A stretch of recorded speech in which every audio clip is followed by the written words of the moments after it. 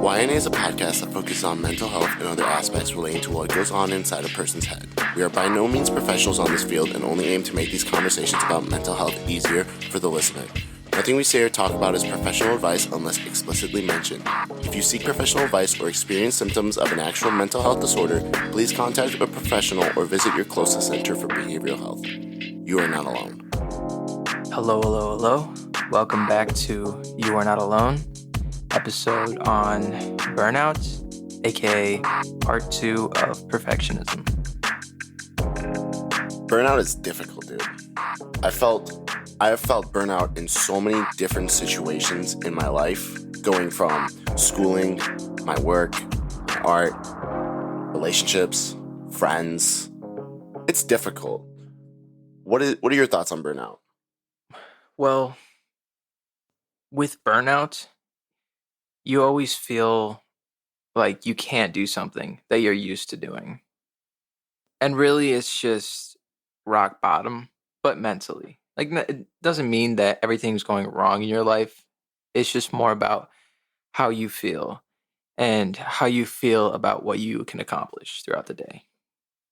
So the definition of burnout is a state of emotional, mental, and often physical exhaustion brought on by prolonged or repeated stress. Though it's most often caused by problems at work, it can also appear in the other areas of life, such as parenting, caretaking, or romantic relationships.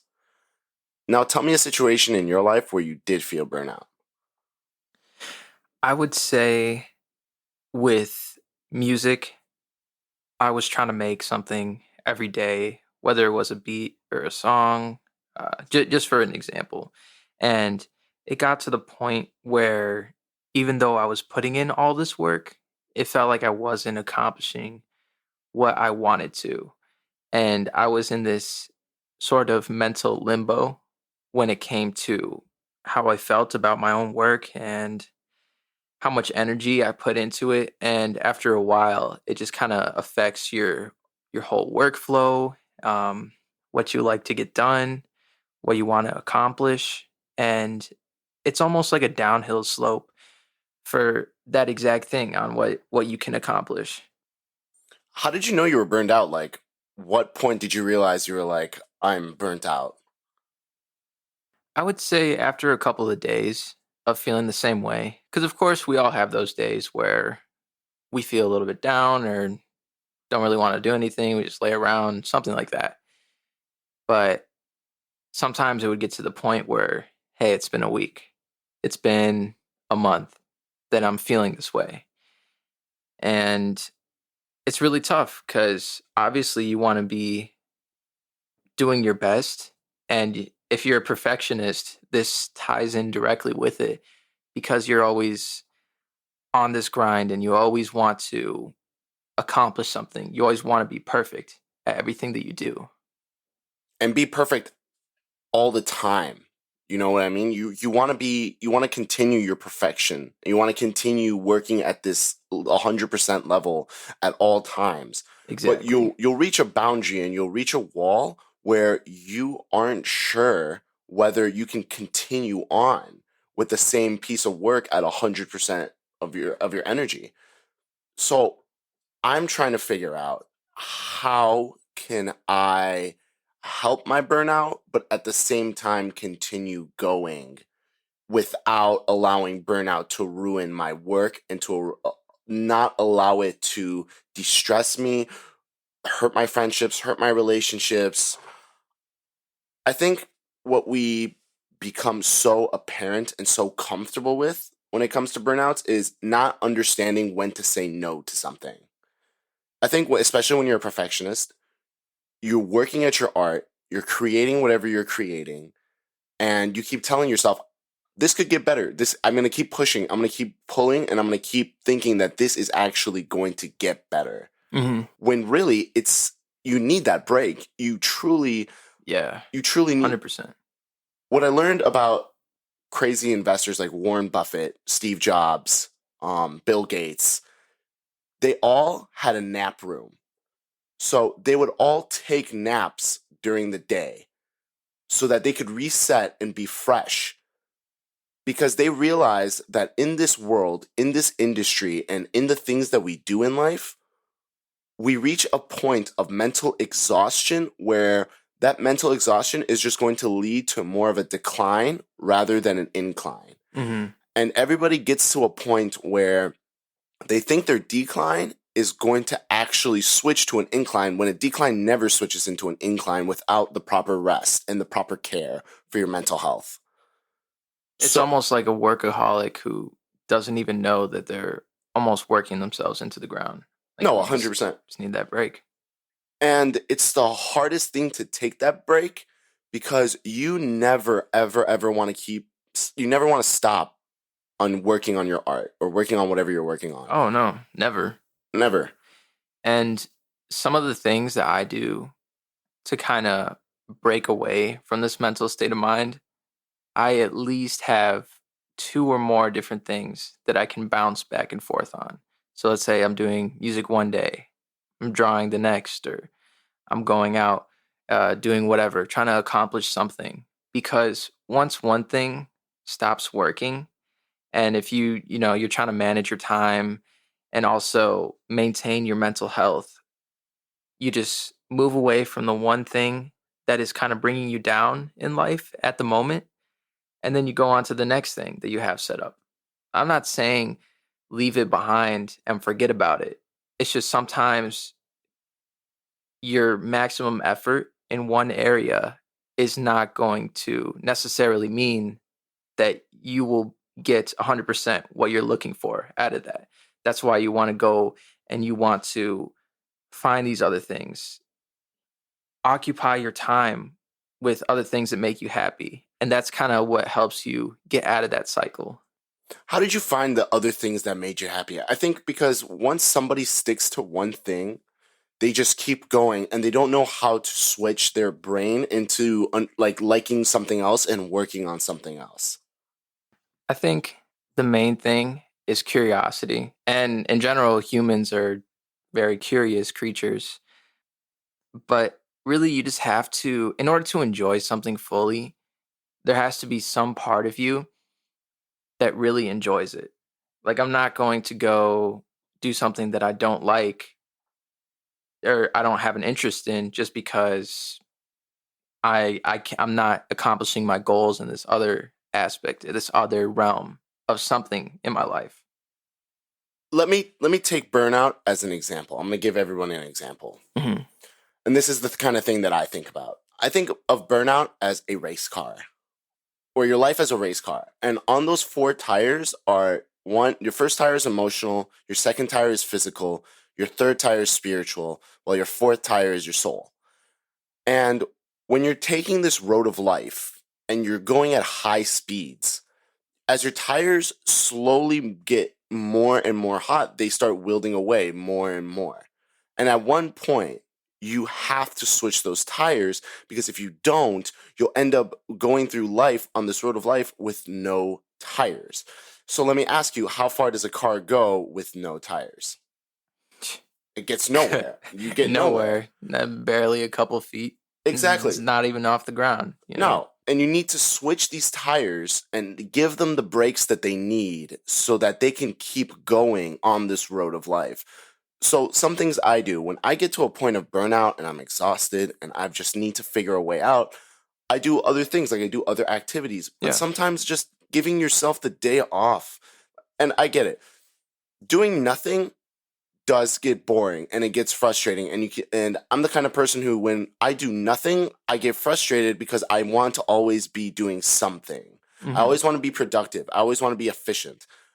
But I realized the way to be productive and efficient at all times is to give yourself a day to do nothing. Your brain isn't able to go at 100% at all times. This race car of life, or this race car that you have going through life, can't go 100 miles an hour every single day, at every single time, at every single second. If you don't allow yourself to really focus on the break and taking a step back, then you're going to reach a point where your race car is going to catch on fire, and then you're going to explode, and then that Exactly. explosion is going to end up hurting your friendships, your relationships, And on top of that, having this kind of mental state leads you to depression.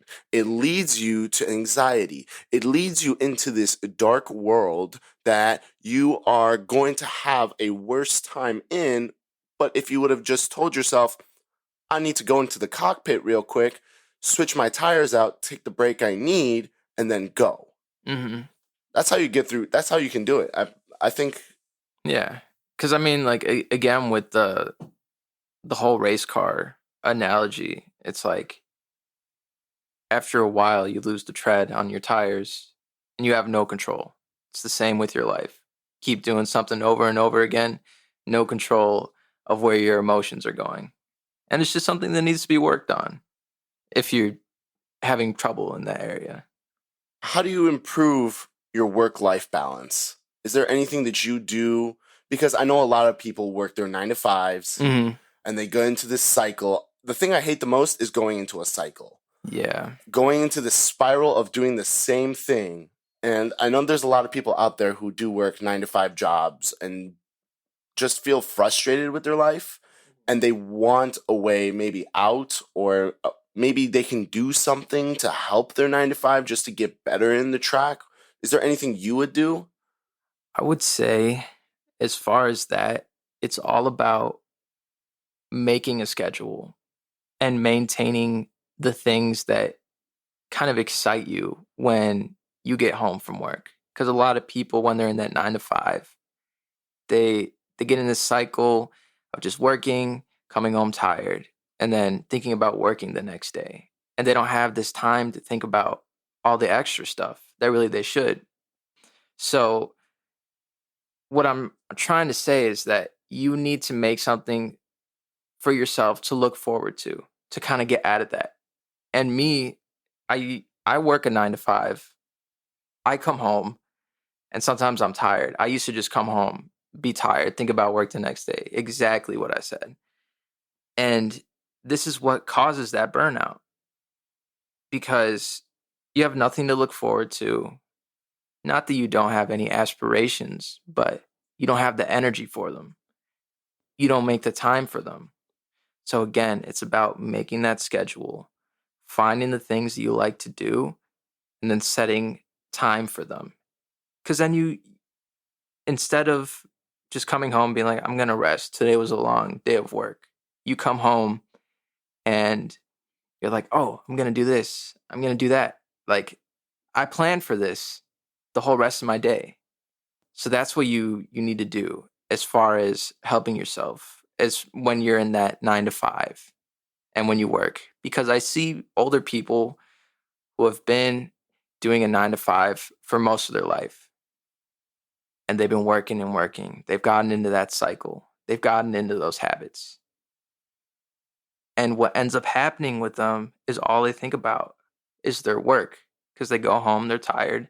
They don't want to think about their life outside of work because it's almost or mentally taxing, because a lot of things, like, you can't just, it's not that you can only be physically tired. You can also be mentally tired. And people have been going through this cycle, not knowing how to get out of it for many years. I just see them, and it's almost like an example of what not to be. Not to talk bad about them or anything like that, but these are signs to look out for, and also what you can do to get away from that. Really focus on what helps you have the energy to not be burnt out. Stick to your plan too. Mm-hmm. Don't allow yourself to go into this mode of the second you come out of work and you did have something planned and you're like, I'm too tired. Mm-hmm. Don't allow yourself to do that, because you're going to end up putting that aside and then never getting back to it.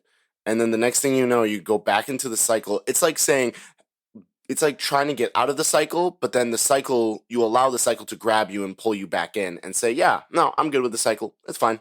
Mm-hmm. Stick to your plan. Enjoy life.